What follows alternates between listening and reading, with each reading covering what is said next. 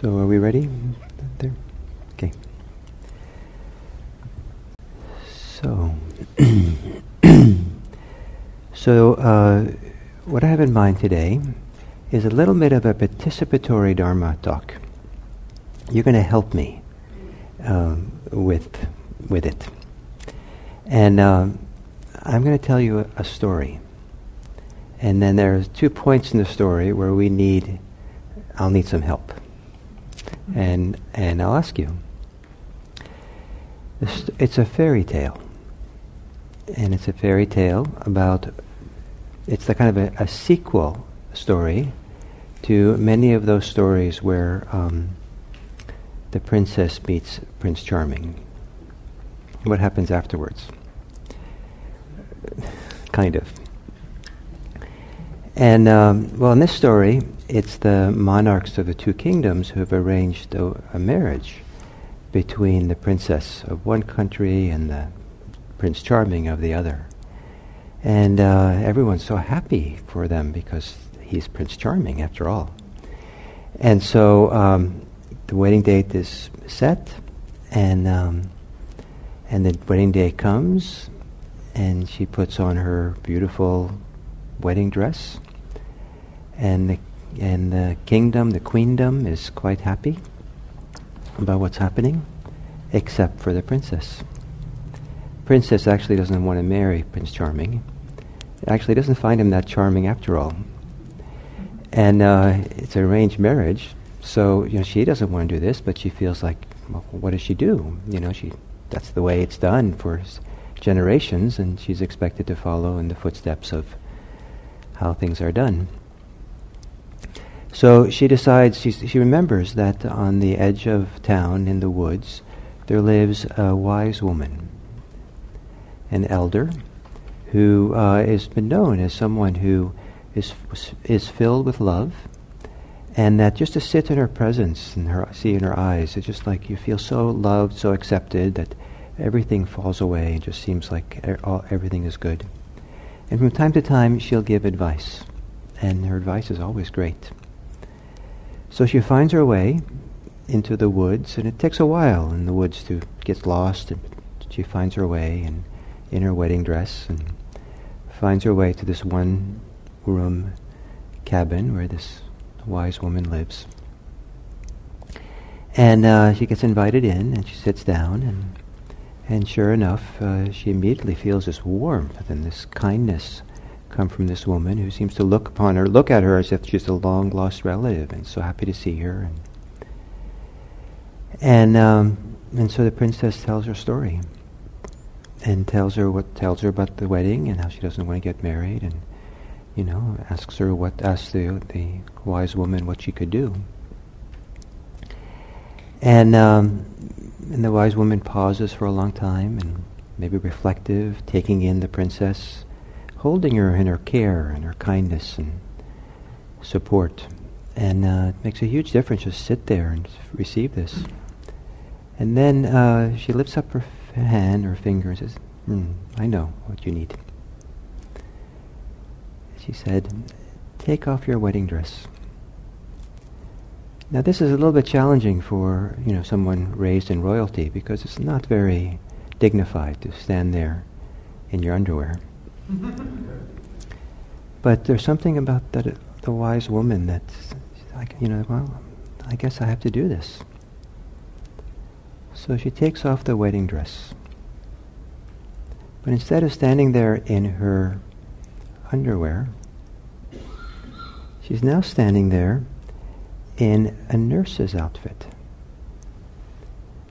And it's all the times where she felt that she was responsible for everyone. She had to take care of everyone. Everyone else she had to help and support and care for and be responsible for.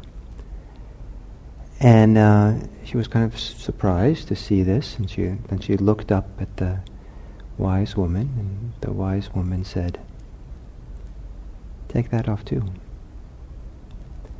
And underneath there was leather jackets and tattoos and nose rings and rebellion of all sorts against everything that a princess could rebel against. She looked up at the wise woman and who said, take it off. And she took it off, and as she took these things off, she could feel herself getting lighter. There was less heaviness, and lighter and more expansive and open, and felt a little kind of relaxed in a different way that she ever felt before. And she took off the leather jacket and stuff. There, underneath it came, what appeared now was a 7-year-old school outfit, perfectly ironed. And this was how she always wanted to be the good girl and do everything right for the parents and be just the, proper and do things, be the good girl. And of course, the wise elder said, take it off. And this is where you come in. When she took off that school uniform, what did you find next? What was the next thing she was wearing that had to come off?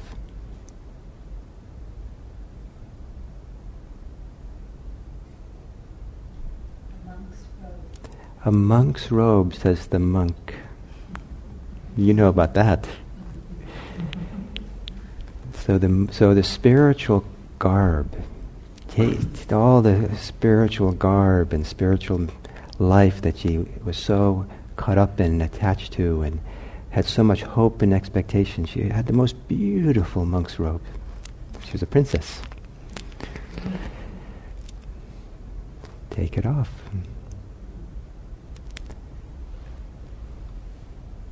What came next? Yes? Like a carpenter's outfit? A carpenter's outfit. Or a repair. A repair person's, a handy person. And what did that represent? The one who could fix everything. Fix it and just fix everything and probably try to fix you too. Great. Take it off. Yes? A hospital gown? A hospital gown. Oh, poor me. It's so hard. I'm so sick. I'm a victim. All these people did this to me, and I'll never get well. And, this is, poor. You should feel sorry for me. So what does the wise elder say? Take it off. In one version of the story was she takes it off, and it's kind of like that, I guess, but she's just wrapped full of gauze and Band-Aids and medical repair. Take it off. So what else? A beggar's outfit? A beggar's outfit, another poor me, kind of. But like coming from lack. A tremendous sense of lack. She's the princess, but she feels like she doesn't have enough. I knew someone once who was a psychologist for wealthy people who felt they didn't have enough money. And one of his most wealthy clients had, back then, 20 years ago, $40 million and felt didn't have enough. So a lack.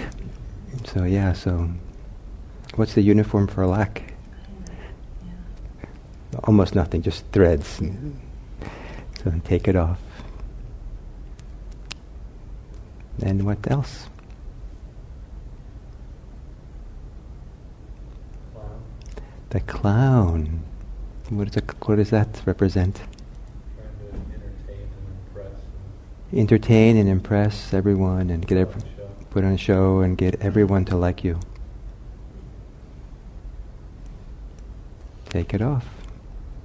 Yes? Academic robe.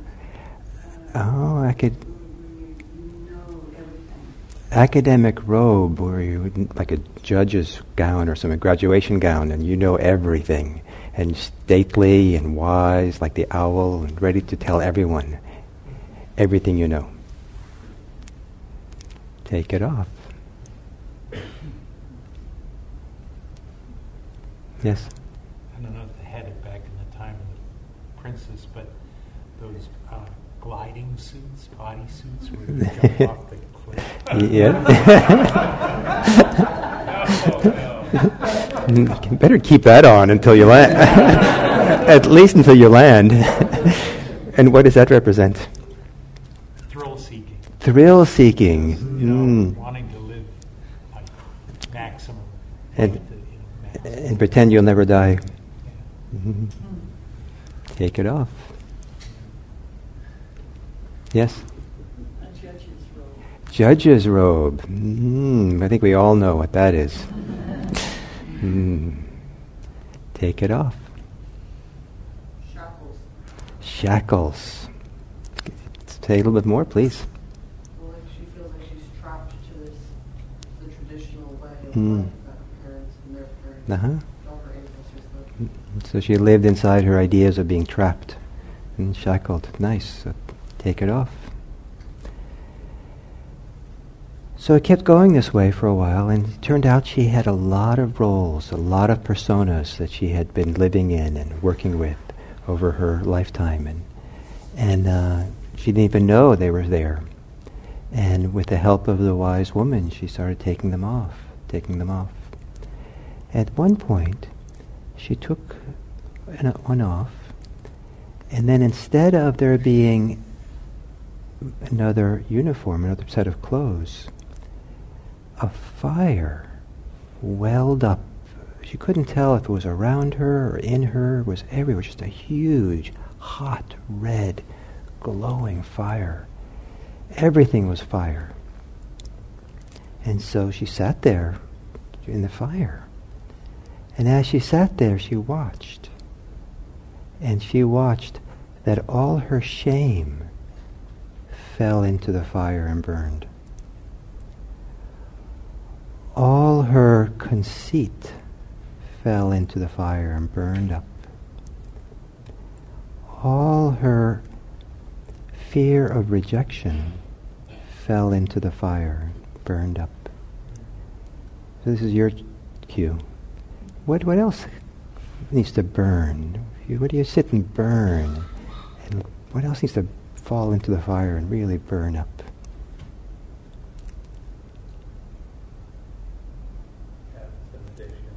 Addictions, they fall in, they can burn. Attachments of anything in particular? Get a little louder, please. The attachment to the way things have to be burned up.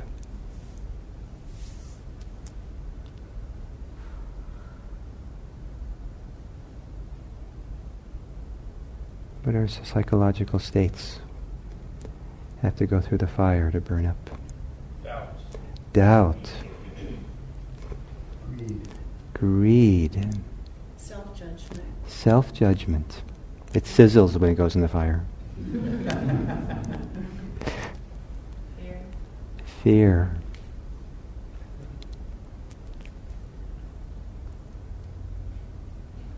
So as these things started to burn up, the fire started to get less red and less hot. Became yellow and cooler. That seems to be the direction it's going. So what else had to go into it?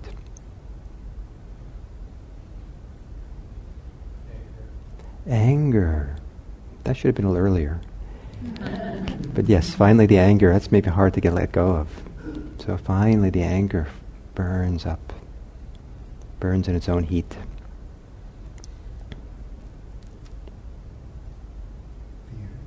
Fear.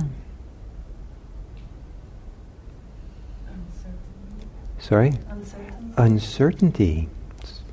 Okay, the fear, uncertainty, doubt, not knowing. Can be a very strong hindrance for people to live in this mindset of feeling uncertain. Yes? Resentment. Resentment. Burn, burn, burn, please. Romantic obsession. Happens occasionally. Romantic obsessions. I see Brian. Coldness. Cold? Coldness. Coldness, like you mean aloof. Cold attachment. Cold attachment. It's a burn. Yes? Her aversion towards Prince Charming. Oh, yes. It has to burn too, yes. Still doesn't have to get married, though. No more aversion. So as all these things fell into the fire, then it kept getting cooler and cooler until it became bluer and bluer, blue, cool fire. And then it transformed from fire into water, a fount of water flowing by her, through her. And the water got clearer and clearer until finally it was just this beautiful, beautiful blue water, clear water. And then the water started to settle and fall down onto the floor in a puddle. And in the puddle, in the cracks of the wood, the floor, the water fell through and disappeared. And she kind of like suddenly was there without the fire and the water, and she looked around, and the wise woman was gone. And she looked around, then she noticed that the shawl, the blue shawl that the wise woman was wearing, was now around her shoulders. And then she looked over at the table, and there was a little card on the table that said, "Dear Princess, welcome home." And so she took up residence in that little house. And over the years, people would say, "There's this wise woman who lives there on the edge of out in the edge of the town in the forest. And if you go there, she has all this love, and she'll love you and accept you and hold you and just be with you. She doesn't seem to want anything from you. And from time to time, she'll give you advice."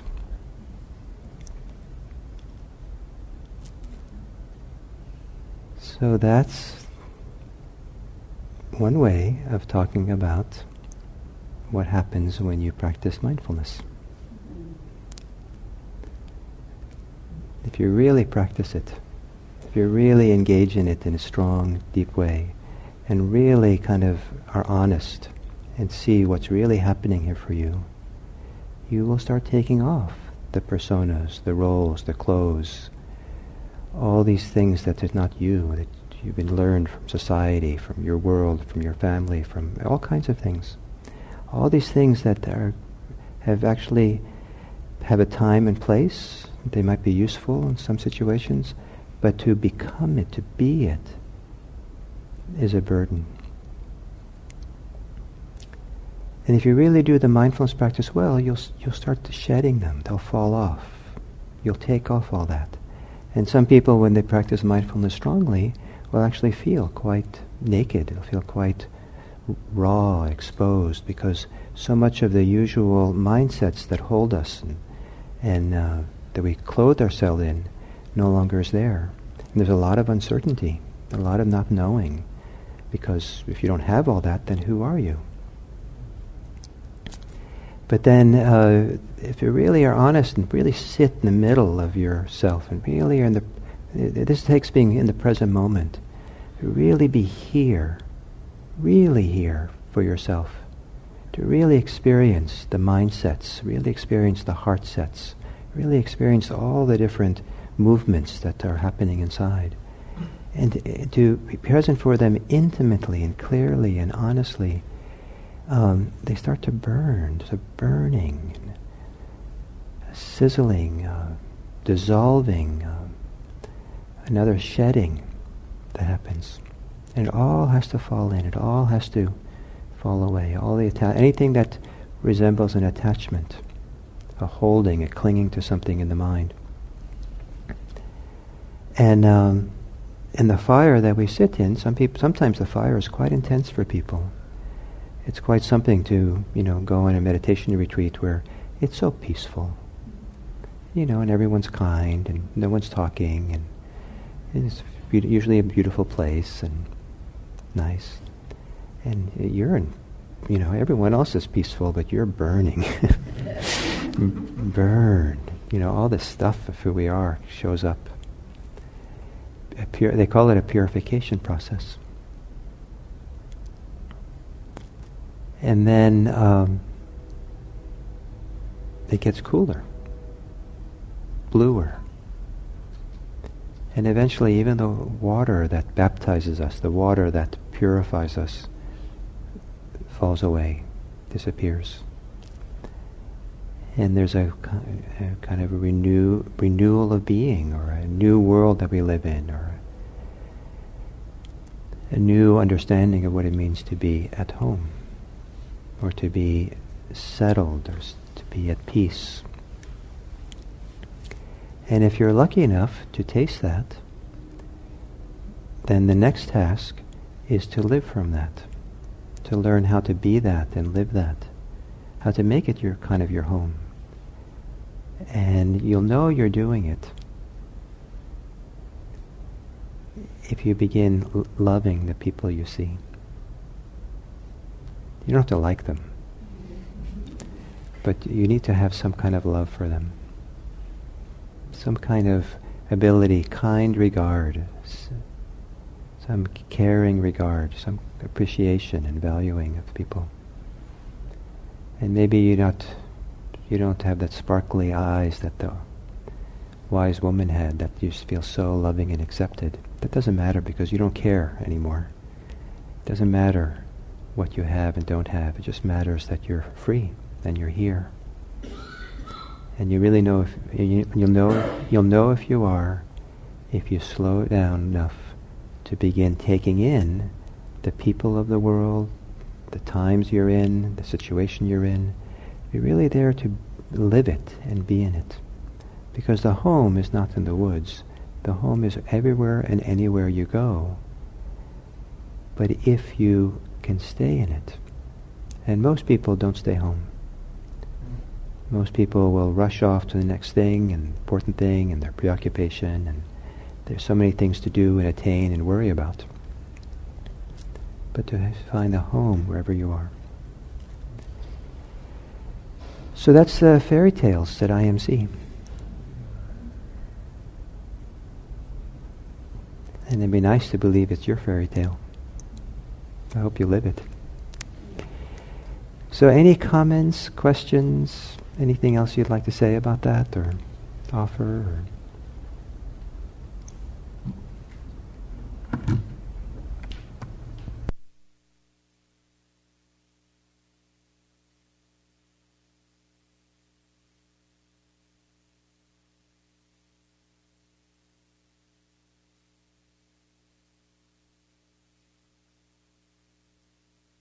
if you could wait for the mic, please.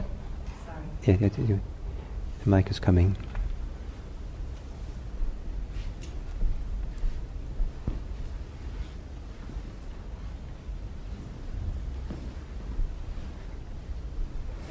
My name is Mary. I enjoyed the story. I think it's... My name is Mary.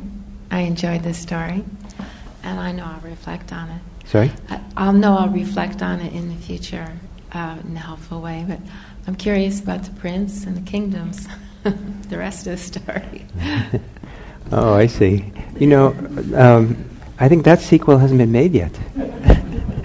That sequel hasn't been made yet. How should it go? Do you have any idea of how that one should go? I'm not sure. Perhaps the parents and the prince could wander by another time. The other stories there. Ah, and get the benefit of all that love and care, and take off some of their clothes too. Yeah, that would be nice.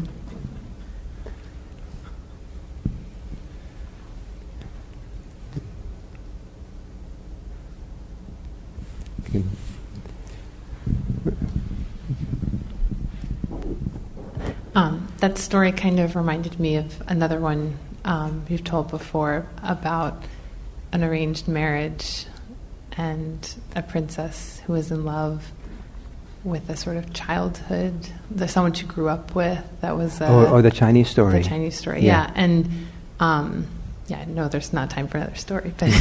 But what I thought was interesting about that one was that it was sort of that the princess was split, and there was a sort of ideal version of herself, or I don't know exactly, but that there was a sort of split between something that could have been and Yeah, And it was kind of like neither.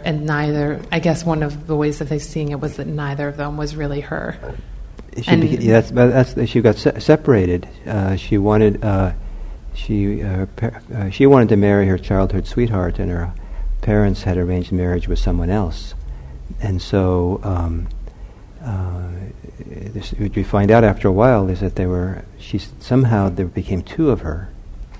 And one ran away with her childhood sweetheart and went off and had kids, and the other one stayed home and was sick and was bedridden for decades, or a long time.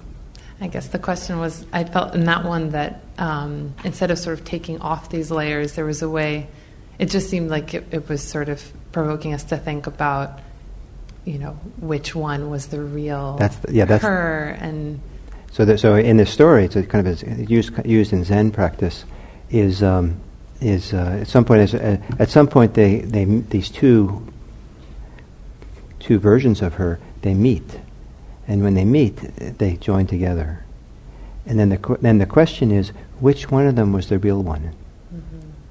So I guess the question that what I was wondering about was, how is that a useful way to also think about meditation, of a kind of not splitting off any part of yourself, but everything. It's very useful. There's plenty of, not everyone, but there's plenty of people who have split off parts of themselves, and sometimes they're two different sides of a person at war, and one side can't accept the other side, and they're really at odds, and that becomes clear. This is one of the advantages of meditation. Sometimes, if you sit quiet enough and still enough, it isn't just a matter of becoming still; it's a matter of becoming quiet enough to see what's really going on, and sometimes the war, and meditation in that sense is bringing the war to an end.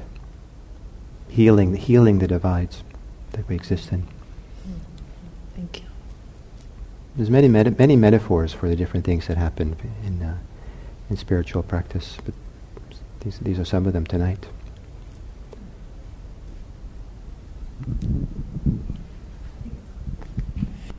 Yes, All right. Okay. I like the story very much, but for some reason my mind went to the nurse's uniform. And sometime, let's say 20 years earlier, she either was a nurse or behaved as a nurse. Back 20 years earlier, was being a nurse beneficial? Was she wasting her time? Was she creating bad karma? I certainly am creating new roles for myself right now, and yes, someday I'm going to have to get rid of them. And maybe I have to do that now, but what about the roles that seem like they're beneficial either to humanity or to me right now? How I think it's a good. How do I deal with them? Well, before you asked the question, I was going to go somewhere else. But with that question, I'll say, don't be attached to them. Where I was going to go was that, if you're going to live a human life, you'll have roles, all kinds of roles. But as we become freer, we can move in and out of the roles with ease. And we're not attached to a particular role. And we can pick them up, do them when they're useful and meaningful, and put them down when they're not. The issue is that many people get attached to their roles. And there's attachments for it, attachments against it, all kinds of hold on to it. We don't want to put it down. We carry it with us when it's no longer needed. Or we refuse to pick it up when it is needed. It's very complicated, all this. And so with freedom, we can we pick it up and put it down as needed. So, maybe someone here is a nurse, and if a member here, we've had people here have medical emergencies right here. And then the people who are medical people, we're glad for that they weren't planning to be a nurse or a doctor this evening, but they step up into that and help with the situation. And then maybe they put it down and they go home, when it's over. And last week I was I don't know much of an identity or role. I was outside the treehouse where I was staying retreat center we have, there's a curve in the road, and there was a one-car accident. No one got hurt, but it was a pretty dramatic accident, and at night. And so I was the helper. And I stayed and helped until I was no longer needed. And then I was no longer the helper. Then I tried to be the sleeper. But I didn't succeed very well. For quite a while, there was a lot of energy.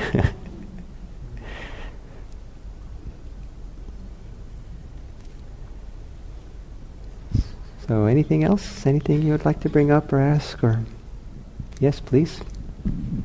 Yeah, if you could use the mic, please.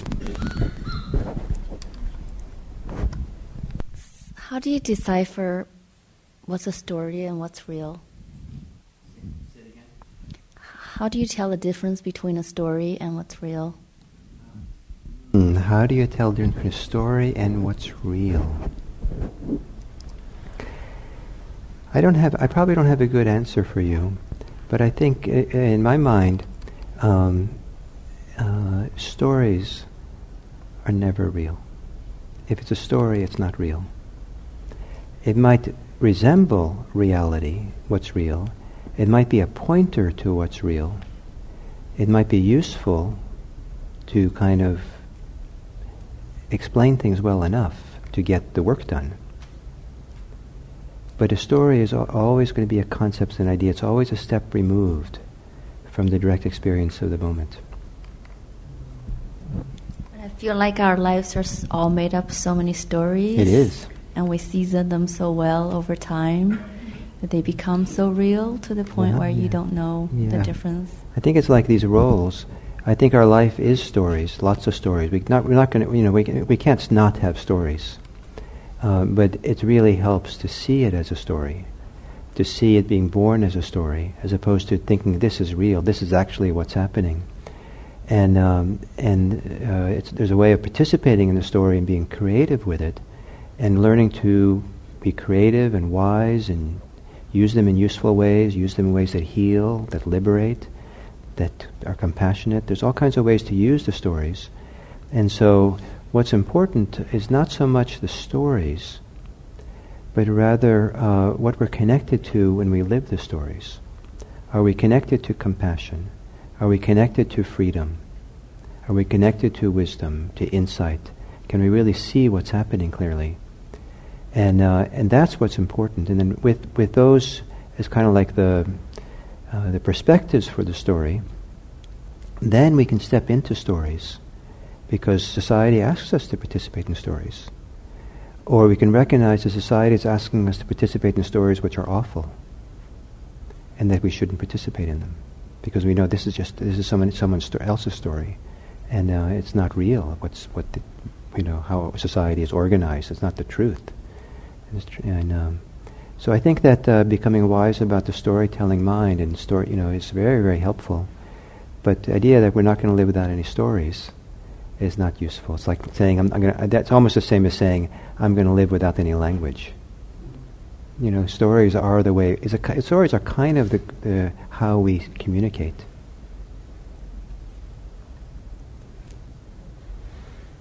And then there's some scholars of religion say that the primary thing religion is stories.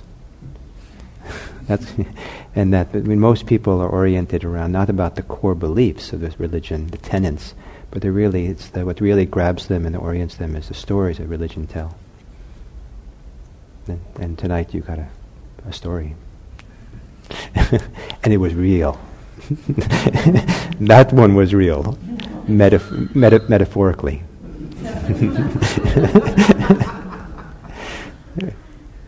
Yes. Can you wait for the mic, please? Yeah.